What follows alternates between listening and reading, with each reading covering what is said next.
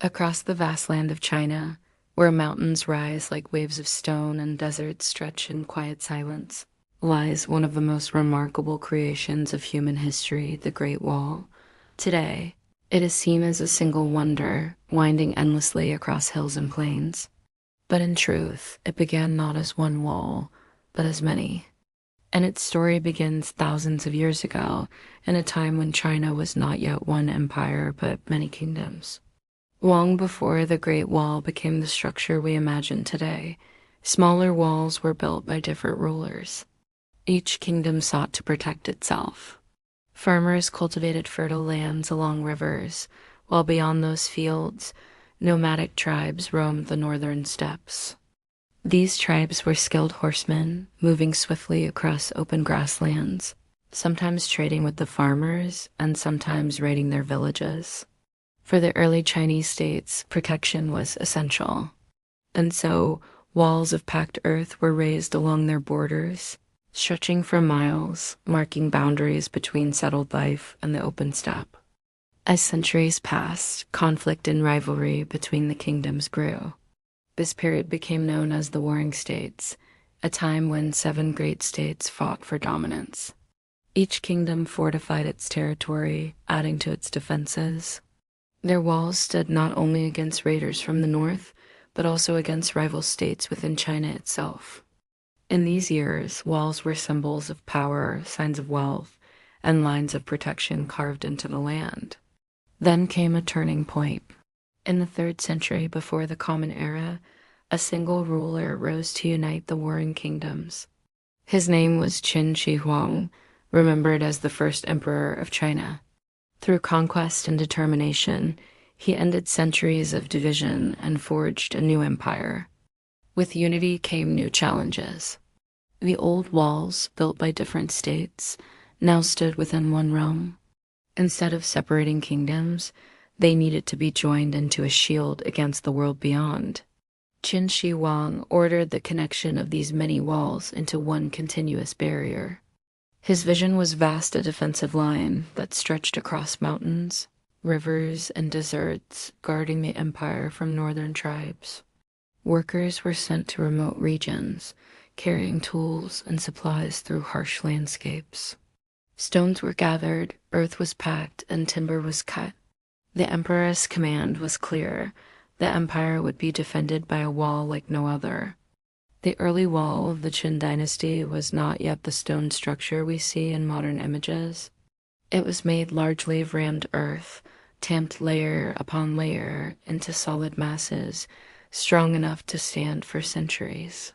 In some places, mountains served as natural barriers, while in others, the wall wound across open plains. Watchtowers rose at intervals, places where soldiers kept watch for smoke on the horizon or the thunder of hooves. Imagine it slowly, a line of workers stretching across a ridge, beating earth into shape with wooden tools.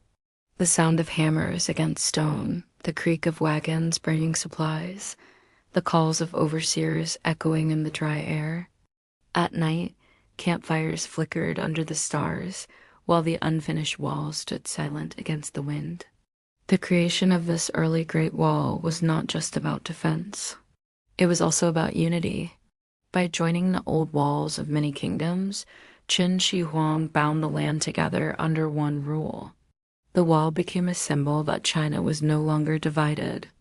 Though the emperor's reign was short, the idea of the Great Wall endured, passed down through generations, rebuilt and expanded by dynasties that followed. And so the story began with fear of raiders, with rival states, with the dream of a united empire, and with an emperor whose ambition stretched across the land. A wall that began in fragments slowly became one of the most enduring wonders of history. To imagine the Great Wall of China is to imagine not only stone and earth, but also the hands of countless workers who built it. Behind every mile of wall were people, soldiers, peasants, prisoners, and craftsmen who gave their strength, and sometimes their lives, to raise this vast structure. The task of construction was immense. The walls stretched across deserts, climbed steep mountains, and cut through valleys where rivers flowed. There was no single blueprint, no one way to build it. Each region used what materials were near. In some places, layers of earth were tamped down, one over the other, until the mass became as hard as stone. In other areas, rocks were carried from the mountains and stacked into long ridges. Later dynasties would add bricks, fired in kilns and laid one by one, giving the wall the form that remains today. The work was grueling. Imagine lines of men carrying heavy baskets of soil, their shoulders bent, their feet sinking into dust. Others lifted stones, setting them in place, while overseers marked the line of the wall. The rhythm of labor echoed across the land, the thud of earth being pressed by wooden mallets, the scraping of tools, the distant call of commands. Food was simple, often little more than grain or soup, carried to the workers at the site. Water had to be hauled in barrels or skins, especially in the dry northern lands. Shelters were built near the wall for rest, but conditions were harsh. Summers burned with heat, winters froze the land, and the endless work wore down even the strongest. Many who labored never returned home, their names lost but their efforts woven into the stones they set. And yet through this immense struggle, the wall grew. Mile by mile, ridge by ridge, it stretched farther into the horizon. Towers rose at intervals, strongholds where soldiers could rest and keep watch. From these towers, signals could be sent across the land. A column of smoke by day or fire by night could warn of danger, carrying news across hundreds of miles and hours. To stand near such a tower in those days would have been to feel both isolation and duty. A soldier posted there might see nothing but the horizon for weeks at a time, the empty steppe to the north, the fields and villages of China to the south. His task was simple but vital: to guard, to watch, and to send word if trouble approached. The wall was more than defense. It was also a road. Along its length, messengers traveled, carrying orders between garrisons. Traders and officials used its paths to move safely across rugged land. The wall tied distant regions together, not only as a shield, but as a thread of connection. Even in its unfinished state, the wall was impressive. To those who saw it for the first time, it must have seemed to stretch without end. Across mountains, deserts, and valleys, it traced a line that marked the edge of a world. To the north lay the open grasslands, home of swift riders and sudden raids. To the south lay the fields of the empire, the rivers, and the cities. The wall stood between them, silent and enduring. Building the Great Wall was not a single event. It was a process lasting centuries, with each dynasty adding, repairing, and reshaping. But in these early centuries, the foundations were laid. The idea of a single barrier, stretching across thousands of miles, had taken root. And though many suffered in its making, the wall itself became a monument to endurance, an effort of human will against the vastness of land and time. As you picture this, imagine the slow progress of the work. A line of figures moving across a ridge, the sound of earth being pressed down, the quiet determination of people whose names are forgotten, but whose labor endures in stone. The wall rises, step by step, carrying the weight of an empire's hopes and fears. The Great Wall, like China itself, was never the work of one moment or one ruler. It was a project that spanned dynasties, each generation leaving its mark, each emperor shaping and reshaping the wall to meet the needs of the time. After the Qin dynasty laid its first foundations, the Han dynasty took the vision further. The Han ruler saw the wall not only as a defense, but also as a way to protect trade along the Silk Road. This great route carried silk, spices, and ideas between China, Central Asia, and distant lands. To guard it, the Han emperors extended the wall deeper into deserts and mountains. Soldiers stood in lonely watchtowers, gazing over vast sand dunes, while caravans moved safely under their protection. The wall became a guardian of commerce, a silent companion to the flow of goods and cultures. Centuries passed and new dynasties rose. The Northern Wei, the Sui, and the Tang all repaired and reinforced the wall in their own ways. Each time, the wall changed slightly, sometimes longer, sometimes stronger, sometimes shifting to match new borders. The wall was never a single unbroken line, but rather a living defense, adapting as rulers changed. Then came the Ming Dynasty, beginning in the 14th century. For the Ming emperors, the wall became both practical and symbolic. They faced constant threats from the north, especially from the Mongols, whose horsemen moved swiftly across the grasslands. To protect their empire, the Ming rulers rebuilt the wall with greater strength than ever before. The Ming Wall is the one we often imagine today. Massive stone foundations, brick walls rising high, and watchtowers standing proud along the ridges. It was not only a defense, but also a show of power, a visible statement that China was strong and united. From the hills near Beijing to the far reaches of the west, the Ming Wall became a line that defined the empire's northern edge. Along its length, a network of towers and fortresses appeared. Beacon towers carried signals of fire and smoke from one ridge to another, passing messages across hundreds of miles in a single day. Garrison towns grew near the wall, filled with soldiers and their families who lived their lives in its shadow. Roads were built along the top, allowing troops to move quickly if danger came. The wall was both barrier and highway, fortress and lifeline. Life on the wall was demanding. Soldiers endured cold winters when winds howled across the northern plains and scorching summers when the stones burned under the sun. Yet the wall bound them together, giving them a sense of duty and purpose. Each watchtower, each section, was a link in a vast chain of protection.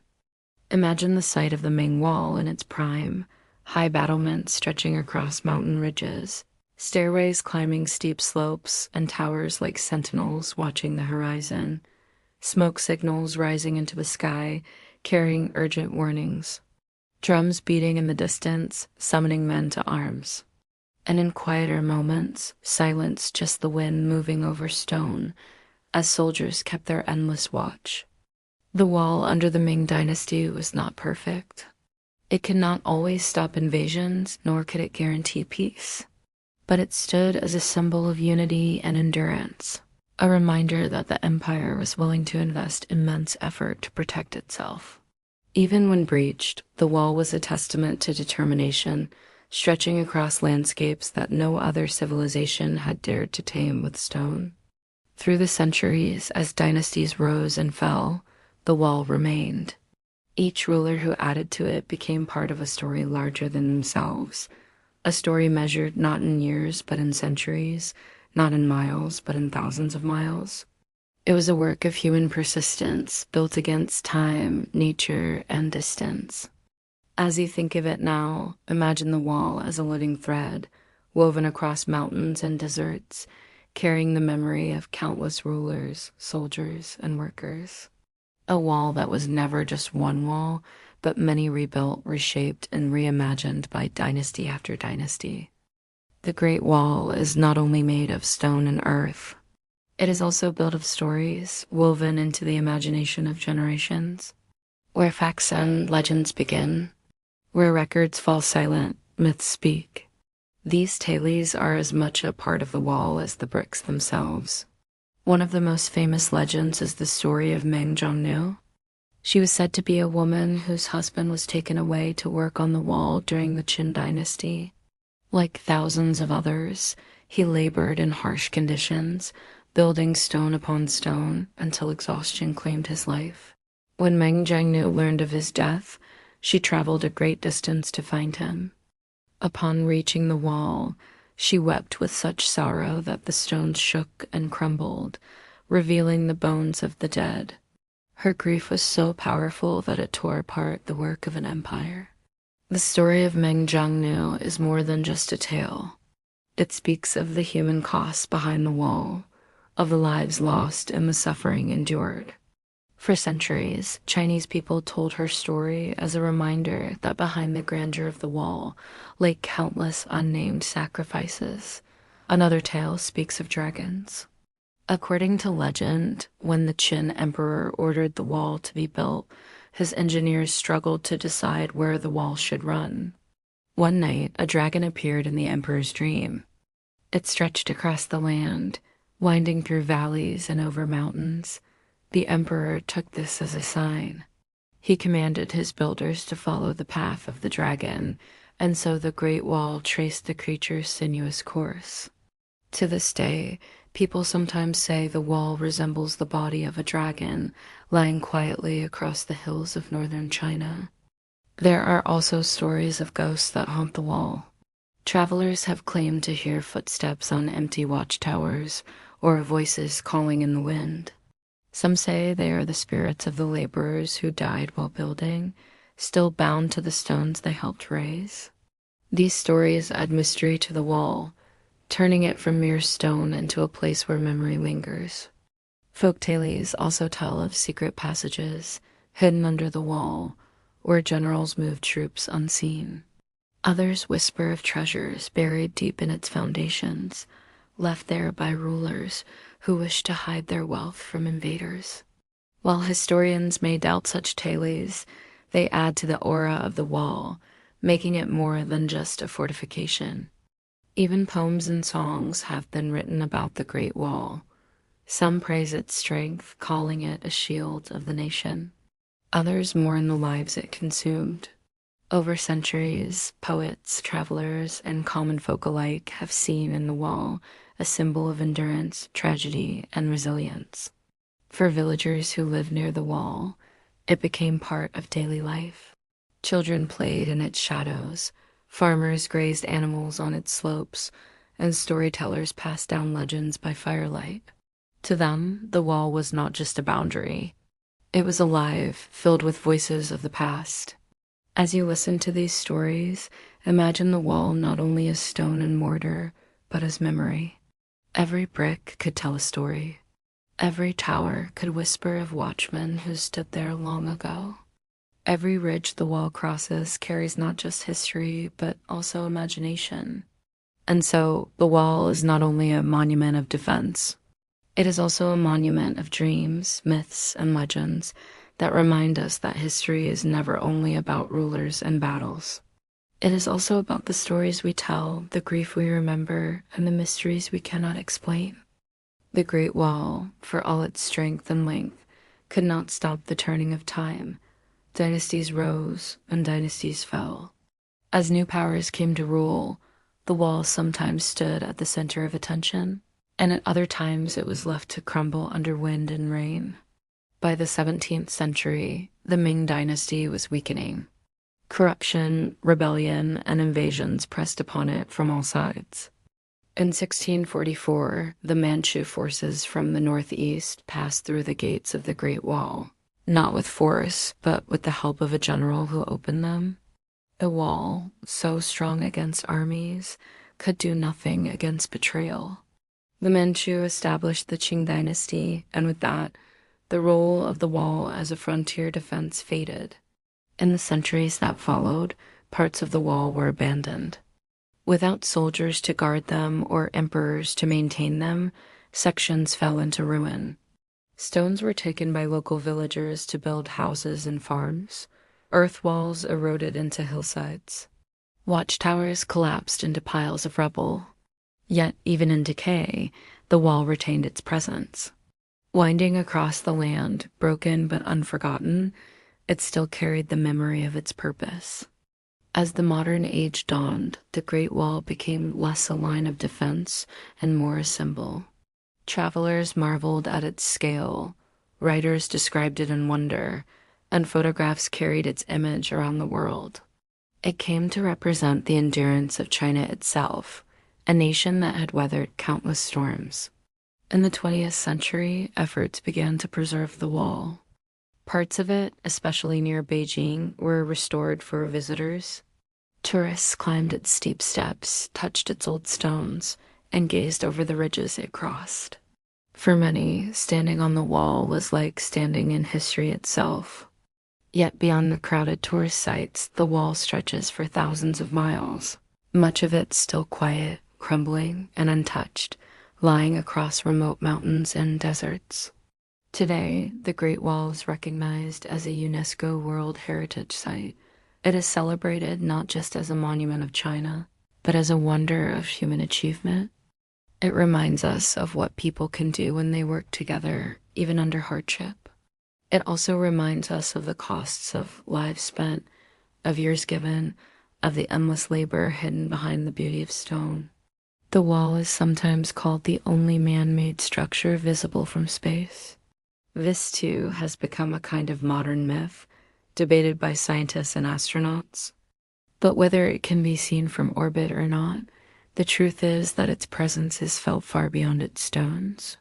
The Great Wall is not simply a line on the earth, it is a line in history, stretching across centuries.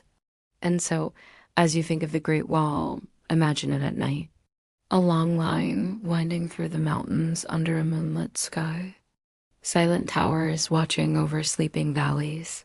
The wind brushing over ancient stones, carrying whispers of soldiers, workers, emperors, and poets. A wall that once defended, now simply endures. The Great Wall of China is more than defense, more than bricks, more than legend. It is a reminder of human effort across time. It tells us that nothing lasts forever, and yet some things can endure for ages. Perhaps, as you drift into sleep, the wall can be a companion in your imagination, a symbol of endurance carrying you gently into dreams.